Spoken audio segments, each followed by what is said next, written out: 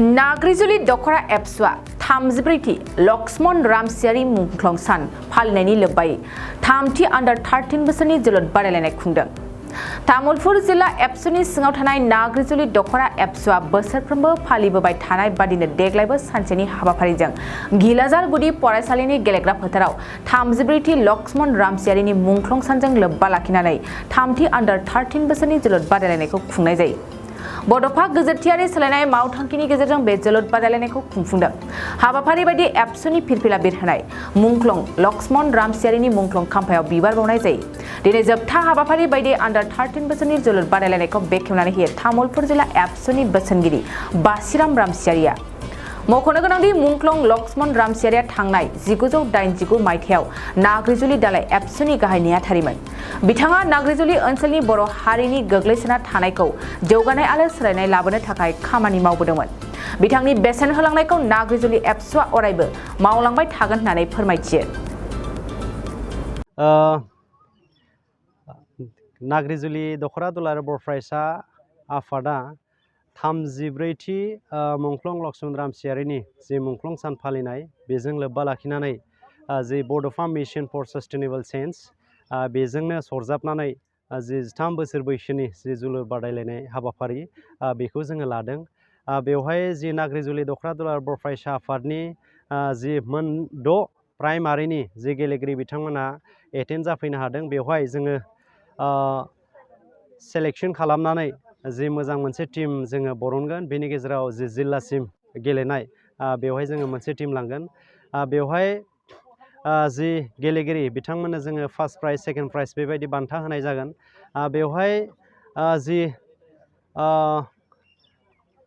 जोंहा दख'रा हिसाबै एप्सुनि बिबान लानानै खामानि मावलांनाय जि मुंख्लं लक्ष्मण रामसियारि बिथांखौ जोङो दख'रायाव अरायसम फालियो।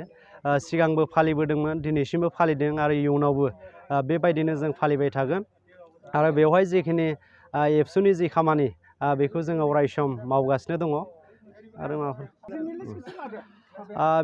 बिथाङा जिखिनि 1989आव बिथाङा सासे एप्सुनिनो गाहाय नेहाथारिनि प्राइमारि नाग्रिजुलि प्राइमारि कमिटि एप्सुनि 1989आव बिथाङा गाहाय नेहाथारि बिबान लानानै नाग्रिजुलि ओनसोलाव बर' जाथिखौ सोलायनांगौनि थाखाय बर' हारिया गोग्लैसोना थानायखौ मोजां मोनसे थासारियाव लाबोनांगौनि थाखाय बिथांमोना खामानि मावबोदों। आरो बेवहाय बिथांमोनानो एप्सुखौ गिबि नाग्रिजुलियाव दाजेनदोंमोन आरो दाजेननानै बर' जाथिखौ मोनसे थासारियाव लाबोनो हादोंमोन। आरो दिनैसिम जोंखौ बिथांमोनानो एप्सु मावनो जोंखौ फोरोंलांदों। आरो बिथांमोननि जि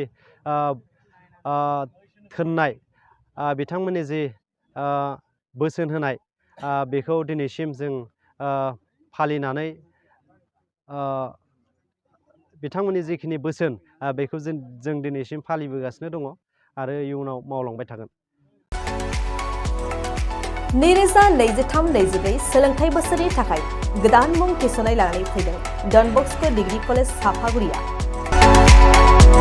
देग्लायनिफ्राय डन बस्क' डिग्री कलेज साफागुरियाव बेचलर अफ आर्ट्स एबा BA नि सेथि सेमिस्टारनि गोदानै मुं थिसननाया दायो सोलिगासिनो दं।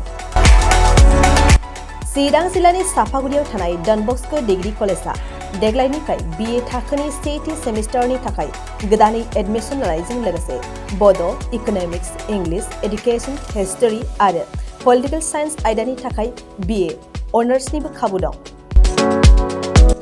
गोग्गो सोलोंथाइनि थासारिजों लोगोसेयैनो डन बस्क' डिग्री कलेज साफागुरियाव आलादा आलादायै हौवा हिन्जावनि थाखाय हस्टेलनि खाबुबो दं। जुदि फरायसाफोरा डन बस्क' डिग्री कलेज साफागुरियाव BA सेथि सेमिस्टारनि थाखाय गोदानै एडमिशन लानायनि सायाव आबुं बाथ्राखौ मिन्थिनोब्ला नैबे मबाइल नम्बर 9365519559 आव थोंजों सुला लानो हागोन।